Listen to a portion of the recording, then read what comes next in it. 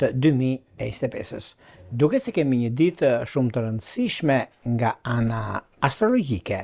Duket se gjithashtu kemi të bëjmë me diellin në peshore në 10-diqin e dytë.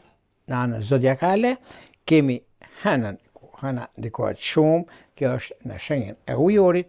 Gjithashtu kemi Mërkurin në peshore, kemi Afroditën në Virgjëresh, kemi Marsin në Akrep, por dhe Jupiterin në shenjën e Kafores.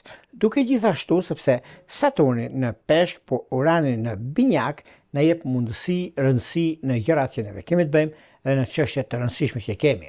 Ajo çka do duket pikërisht në këtë ditë, jemi në fillim të muajit, unë njëroj mbarësi dhe muaj të mbar, pse jo, është një periudhë mjaft e mirë, është një periudhë solide, pozitive dhe konkrete në gjëra që neve duhem të bëjmë. Është një mundësi shumë e mirë nëse doni që të nisni diçka të re, nëse doni të bëni diçka pozitive në fushën e karrierës suaj.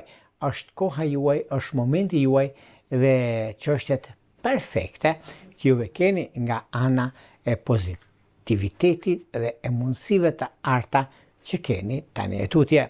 Meqense një tërkëndës që bën nga dreka, bën Jupiteri me Marsin, por në krahun tjetër kemi Mërkurin dhe Afroditën, që jep mundësi dhe çështje të rëndësishme që do të diktojnë, do të ndikojnë në këtë periudhë, pikërisht në ditën e sotme.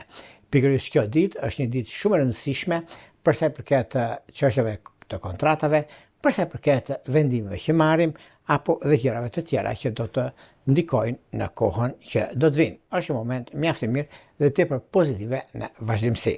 Por para se të fillojmë me parashikrimin e 12 sheve zodiakale, unë ju kujtoj edhe një herë për gjithë juve teleshikues të nderuar, kudo ndodheni në Shqipëri apo në diasporë dhe në kërkimin e parashikrimit të detajuar